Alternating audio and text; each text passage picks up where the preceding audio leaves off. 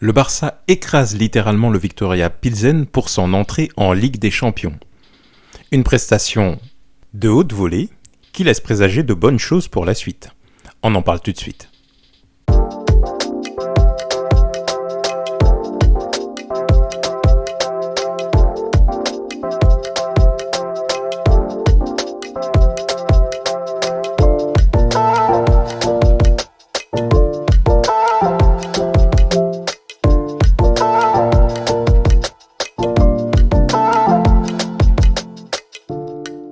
Bonjour à tous, bienvenue sur Barça Today. Je suis de très bonne humeur et je pense que la plupart des fans du FC Barcelone et la plupart des amoureux du foot seront également de très bonne humeur.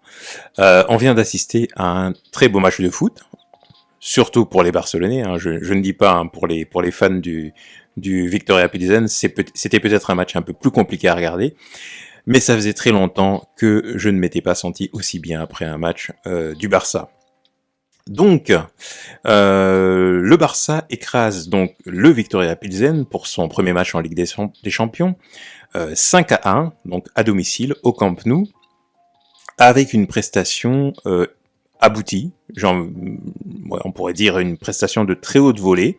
On pourrait parler de masterclass tellement les joueurs semblaient prendre du plaisir sur le terrain et tellement les joueurs semblaient avoir complètement intégré la demande du coach, les schémas de jeu.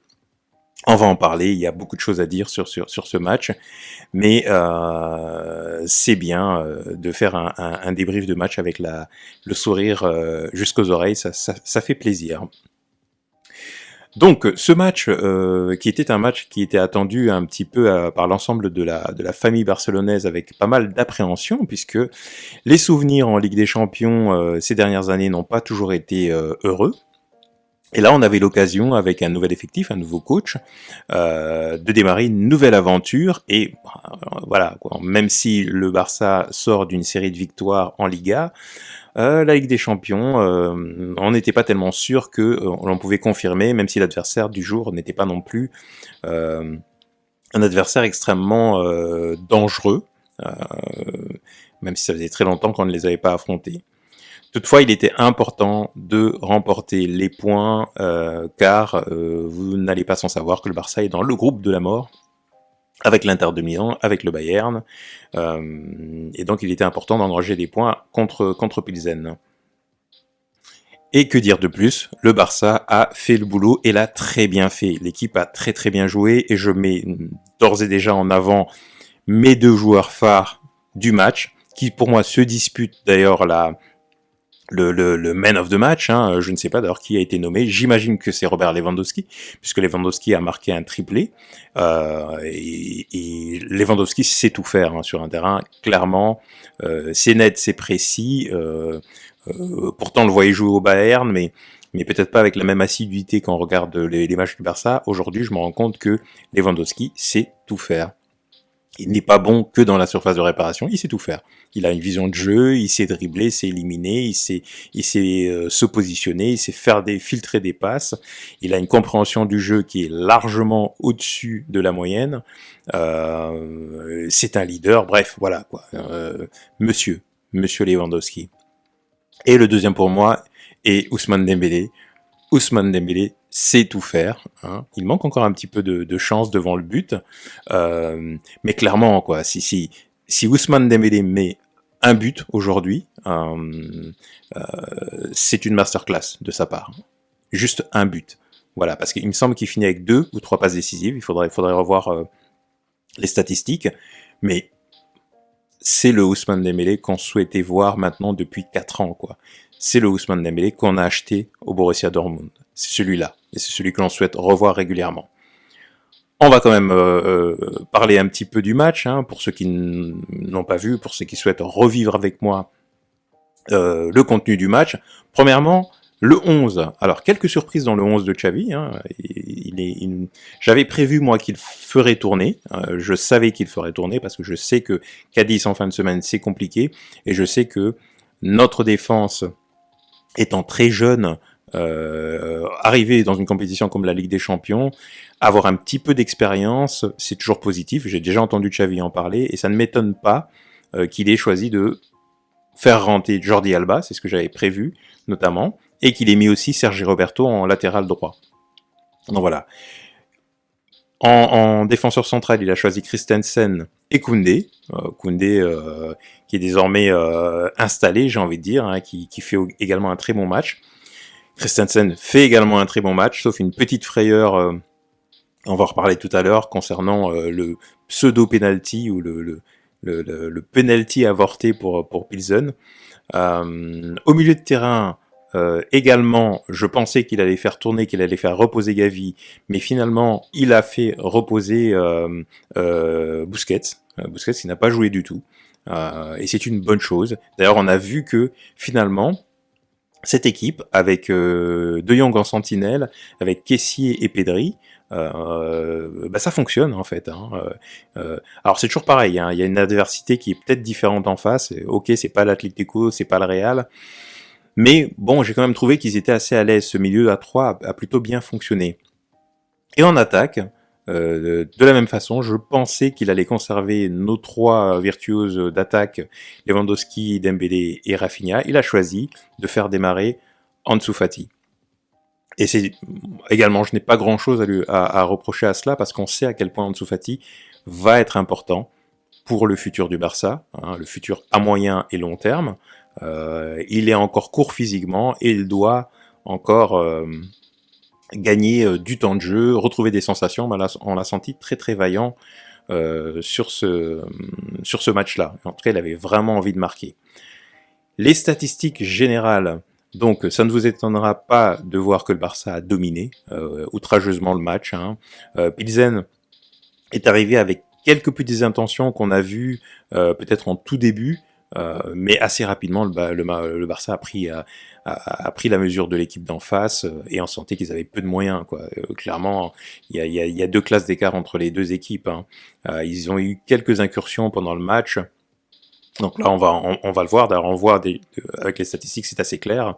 76% de possession de balle pour le Barça, 20 tirs pour le Barça, et on en a à peine 6 pour Pilsen, 11 cadrés pour le Barça et 1 tir cadré pour Pilsen. Le nombre de passes le démontre également. Donc voilà, donc le Barça a vraiment outrageusement dominé. On regarde également le pourcentage de passes réussies, 91% pour le Barça contre 71%. J'ai trouvé aussi qu'ils étaient extrêmement concentrés tout le long du match, et que chaque joueur a joué sa partition avec beaucoup de sérieux. Et puis voilà, on avait vraiment l'impression qu'ils prenaient du plaisir sur le terrain. Et ça, c'était vraiment extrêmement plaisant pour nous également spectateurs de voir que ça fonctionnait, l'équipe tournait et chacun savait faire ce qu'il avait à faire. Concernant le déroulé du match, donc on a senti tout de suite les intentions extrêmement agressive du Barça. On sentait que le Barça voulait marquer rapidement, on sentait qu'il voulait prendre tout de suite les commandes du jeu, et ils sont créés dès le départ des situations où on sentait Dembélé déjà très en forme. Dès le début du match, il a pris les choses en main, et on sentait qu'il souhaitait à tout prix déborder avec plus ou moins de réussite. Et donc le premier but arrive donc par Franck Kessié, une remise de la part de Koundé de la tête, donc c'est quand même quelque chose qui commence à devenir récurrent. Koundé dans la surface de réparation, c'est plutôt une bonne idée, donc c'est pas juste un bon latéral ou un très bon défenseur central, c'est aussi une présence dans la surface de réparation, donc ça c'est très bien. Et le fait que, et je l'avais dit dans l'avant-match, si le Barça ouvre le score assez tôt dans le match, donc à la 13e en l'occurrence, Kessié ouvre le score, bonne pioche d'ailleurs de la part de Xavi. Si le Barça ouvre le score assez rapidement dans le match, on va pouvoir dérouler, parce qu'on va s'enlever une certaine pression. Dès que le Barça généralement ouvre le score, le jeu devient plus fluide, ils sont moins crispés, ils sont un peu plus confiants dans leur jeu, et ensuite quand l'équipe déroule, vu l'effectif, vu la qualité des joueurs, généralement c'est un rouleau compresseur derrière. Et donc c'est là que est survenue la petite frayeur que chaque match du Barça finalement nous procure. Hein. Donc 23e minute, contre-attaque, dégagement d'ailleurs du gardien, il me semble, contre-attaque donc de Pilsen. Donc l'attaquant Mosquera récupère le ballon, il y a un rebond qui lobe Christensen. En se retournant, alors nous à la télé on voit pas grand chose, hein, Christensen semble se faire dominer dans la surface de réparation, il tombe et il crochette Mosquera qui forcément s'écroule, se tient la jambe, et là l'arbitre siffle le penalty, et là franchement quand le penalty a été sifflé, j'ai vu défiler dans ma tête toutes ces défaites que le Barça a subies ces dernières années en Ligue des Champions. Je me suis dit voilà, ça y est, on est reparti. C'est ça sera voilà, c'est une histoire sans fin. Ce sera toujours pareil. Il nous arrive toujours un pépin. Et puis après, avec le ralenti, on se rend compte que Christensen ne se rate pas en fait. Hein. Mosquera, en se retournant, s'aidant de ses bras, il lui met un coup de coude au visage, il tombe et l'autre s'écroule également. Donc, et c'était d'autant plus inquiétant que l'arbitre avait déjà son carton rouge dans la main parce que c'était le dernier défenseur et je me voyais déjà, enfin je nous voyais déjà faire les trois quarts du match avec à 10 contre 11. Ça aurait été catastrophique. Mais vive le VAR, hein, on peut le dire, hein, vive la VAR puisque c'est la VAR. Parce que grâce à cela, effectivement, le carton rouge n'a pas été mis et il y a eu même un jaune pour Mosquera. Donc là, on soufflait à partir de là, on pouvait repartir sur des bases à peu près normales. La fameuse poisse du Barça qui nous suit en Ligue des Champions depuis quelques années va peut-être commencer à nous quitter. Et à partir de là, on peut dire que démarre ou continue le festival Lewandowski et le festival Ousmane Dembélé. Voilà. Premier but de Lewandowski, donc à la 34e, échappé de Sergi Roberto. Il faut qu'on en parle aussi de Sergi Roberto, qui fait un très très bon match, qui joue d'ailleurs un petit peu au milieu de terrain. Il a un positionnement un petit peu comme ce que faisait Dani Alves l'année dernière, donc le latéral qui vient apporter le surnombre au milieu de terrain quand le Barça a la balle, échappé, passe à Robert Lewandowski devant la surface de réparation qui place un enroulé petit filet, donc voilà quoi, un vrai neuf, un neuf de qualité. Donc là il y a pas à dire, et on l'a signé pour ça et il remplit cette fonction à merveille. Donc dans Lewandowski qui après déjà plusieurs tentatives de Dembélé qui faisait la misère aux défenseurs de Pilsen sur le côté droit. Ça a vraiment été un poison. Contre le cours du jeu, on se prend un but tout bête par manque d'attention. Pour moi, c'est vraiment excès de confiance, manque d'attention. C'est pour ça qu'il y a besoin d'un peu plus de maturité aussi sur le terrain, parce que on a un contre qui remet un ailier de Pilsen dans le jeu, centre. Je ne sais pas pourquoi l'attaquant est tout seul au milieu de la surface de réparation. Il met une tête. Et il bat Ter Stegen. Je vois Jordi Alba derrière qui est à genoux, qui fait pas l'effort, mais on va pas lui tomber dessus. Jordi Alba ne fait pas un mauvais match aujourd'hui. Mais bon, sur ce but-là, la défense était un petit peu à la rue, il n'était pas attentif, et on doit jamais prendre un but comme ça, quoi. Donc parce que ça remet l'adversaire dans le jeu.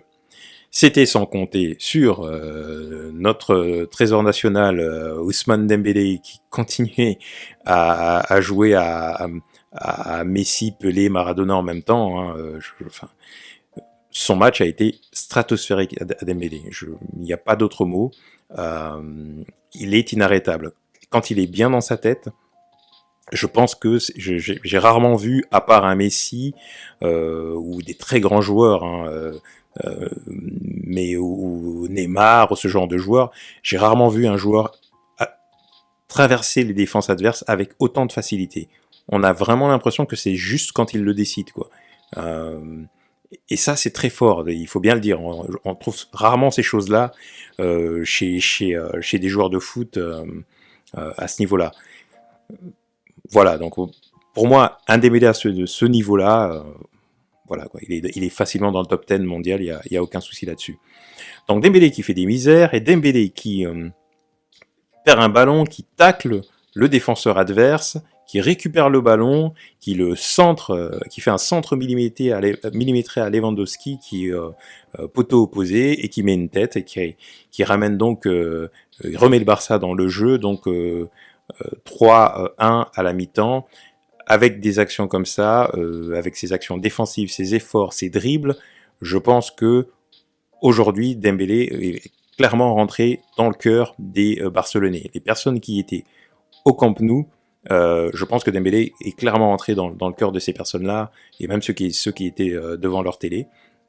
S'il devait se racheter, avec ce match, je pense qu'il a fait, on va dire, 90% du boulot. Rien qu'avec ce match-ci, Ousmane Dembélé, je pense, revient dans l'estime de beaucoup de Barcelonais. Donc voilà, donc le Barça continue à dominer au retour de la mi-temps. Lewandowski marque à nouveau à la 66e, donc sur un centre de Jordi Alba, qui n'a pas fait un mauvais match, encore une fois, hein, je le dis. Petite remise de Ferran Torres, qui est rentré et qui a remplacé Ansu Fati, et encore une fois, enroulé, petit filet, je ne sais pas comment il fait ça, mais but de Lewandowski pour le quatrième. Donc très fort Lewandowski aujourd'hui, il a tout fait, encore une fois. Un énorme chapeau à Robert Lewandowski. Et enfin, donc à la 70e, sur un service de Dembélé, sur une belle louche, une belle cloche comme ça, avec son pied gauche au-dessus de la défense, une petite merveille extrêmement bien dosée, but de Ferran Torres sur une reprise, donc ça va faire du bien aussi à Ferran Torres, mais encore un très beau geste de Ousmane Dembélé qui permet au Barça donc de mener 5-1, score amplement mérité. Je pense que ça aurait pu être beaucoup plus grave pour le Viktoria Pilsen. Ils s'en sortent très bien. C'est un match qui pouvait largement finir en 8, et ça aurait fait du bien d'ailleurs au Barça de continuer à marquer des buts. Je pense que ça aurait permis vraiment à cette équipe d'engranger toute la confiance qu'elle doit engranger pour pouvoir continuer sur cette lancée en Ligue des Champions. Donc pour moi, tous les joueurs ont été vraiment au niveau. Hein. Ter Stegen n'a pas eu grand-chose à faire, mais ce qu'il a fait, il l'a bien fait. De Christensen, Alba a été plutôt bon, même si j'ai encore des gros doutes défensifs. Je préfère Baldé parce que défensivement... enfin voilà, aujourd'hui il n'avait pas grand chose à faire vu que l'équipe d'en face a beaucoup subi, mais s'il y a une équipe qui va nous disputer la possession de balle, et ça je pense que Xavi l'a très bien compris, on ne verra pas Alba titulaire, ça c'est certain. Koundé a été très bon, il a fini en latéral droit le match puisque Piqué est entré. Pedri a été relativement bon, il a été très bon aussi, Pedri. Kessié, qu'on voulait voir depuis un moment, et je suis content qu'il ait pu jouer, a été aussi très bon, il a marqué, il a ouvert le score, donc c'est super important. Il a été remplacé d'ailleurs par Pablo Torre. Les remplacements de Xavi ont été très bien, je trouve, puisque Depay a remplacé Dembélé, et Ferran Torres a remplacé Ansu Fati. Robert Lewandowski est resté le long du match. Donc, pourquoi je dis que c'est très bon? Parce que on a finalement eu Piqué, Sergi Roberto et Jordi Alba, qui sont les vétérans et qui pouvaient éventuellement prendre ombrage de rester sur le banc, hein, notamment en Ligue des Champions. Hein. Ils peuvent très bien mettre une mauvaise ambiance dans le vestiaire si... n'avait pas participé à cette compétition, et j'ai senti que Xavi en fait a fait une gestion superbe. Tout le monde a joué en fait, tout l'effectif a quasiment joué, à part ceux qui ont beaucoup joué déjà depuis le début de l'année, comme Rafinha par exemple qui a beaucoup joué. Donc Rafinha, je pense que ça le dérange pas d'être sur le banc et de se réserver un petit peu pour le match de ce week-end. Mais sinon, tous les remplaçants sont rentrés. En passant par Depay, Piqué, Alba, Sergi Roberto, enfin tous ceux qui ne jouent pas habituellement, même Kessié lui-même, qui lui là rentre et fait un match en Ligue des Champions. Donc j'ai le sentiment que la gestion du vestiaire, malgré la jeunesse de cet entraîneur qui est Xavi, a été superbement bien gérée. Ça a été bien fait. Là, tout le monde a pu participer et tout le monde est content. Depay fait quand même 20 minutes comme ça en Ligue des Champions. Il est là pour ça, donc c'est aussi une marque c'est aussi, oui, une marque de respect et une récompense que Xavi lui donne pour être resté, pour abaisser son salaire, etc. Enfin, il est engagé, il paraît qu'il s'entraîne très bien. Donc voilà. Donc je pense que c'est de ce point de vue-là, il faut dire chapeau à Xavi parce que c'est aussi ça le rôle d'un entraîneur.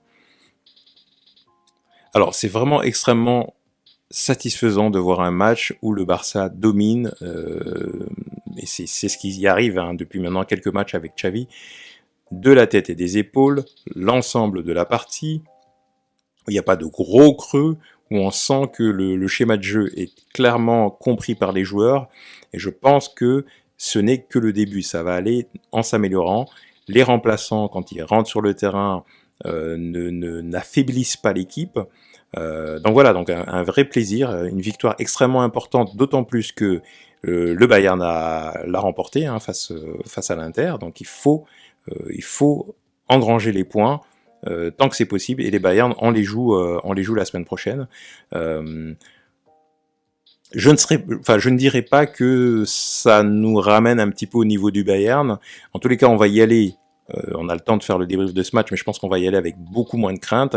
Ça ne veut pas non plus dire que le Barça d'aujourd'hui est au niveau du Bayern. Non, pas du tout. Il y a plein d'automatismes, il y a plein de choses que le Bayern a, que le Barça n'a pas, mais on peut y aller la tête haute en se disant que on va jouer notre jeu. Donc, que retenir de ce match que Lewandowski sait tout faire, hein, tout simplement, et qu'il a une super entente avec Pedri. Ça, c'est fou. C'est vous voir le nombre de petites passes qui se font. À un moment donné, il lui fait une talonnade après une passe de Pedri. Enfin, Pedri doit marquer ce but d'ailleurs au passage. Hein. Mais voilà, Lewandowski, il a un niveau stratosphérique également. Il y a donc une très belle connexion. Le Dembélé sait tout faire. Il a besoin de personne. Il peut jouer sans coéquipier. Je pense que voilà, si un jour il le décide, il marquera un triplé, un quadruplé. Il doit finir ce match avec 4 passes décisives, 5 passes décisives, parce que le nombre de décalages de passes qu'il fait à ses coéquipiers dans la surface de réparation, il peut largement finir avec 4-5 passes décisives ce match-ci. Ansu Fati revient petit à petit. Moi, j'ai bien aimé sa prestation. Il y est allé tout doucement. Il n'a pas fait tout le match. Il a envie de marquer, on le sent. Mais bon, ça viendra. Xavi a fait une excellente gestion et Ferran Torres a marqué. Je sais qu'il a des détracteurs, mais il a réussi à marquer un but et un beau but en plus. Espérons que ça l'aide effectivement à se débloquer mentalement et à être un peu plus impliqué quand il est sur le terrain, plus vigilant, plus vivant. Parce que de temps en temps, il était un peu apathique, on sentait qu'il avait ça à cœur, et le fait qu'il ait marqué, on a tout intérêt à ce que tous les joueurs du Barça soient super motivés, de manière à ce que on puisse arriver au bout de toutes les compétitions, et on en a beaucoup, avec un effectif toujours motivé, ça nous aidera à gagner. Donc il faut soutenir Ferran Torres, même s'il est en difficulté, même si on se dit, c'est le préféré de Xavi, etc. Si Ferran Torres se met à bien jouer, à marquer des buts, c'est positif. Lewandowski ne pourra pas jouer tous les matchs. Memphis, qui est son remplaçant naturel, j'ai envie de dire, pareil, hein, on a eu Memphis la saison dernière, ça a été le meilleur buteur, mais il y a des périodes où il était des périodes creuses où il n'a pas marqué. Ansu Fati revient de blessure. Donc on a besoin de tout le monde. FC Barcelone, Victoria Pilsen, 5-1. Match très important. Entrée en Ligue des Champions réussie. Et avec la manière. Donc dites-moi ce que vous en avez pensé, vous-même, dans les commentaires. N'hésitez pas à liker la vidéo, à vous exprimer, à vous abonner. Et je vous dis à très bientôt sur Barça Today.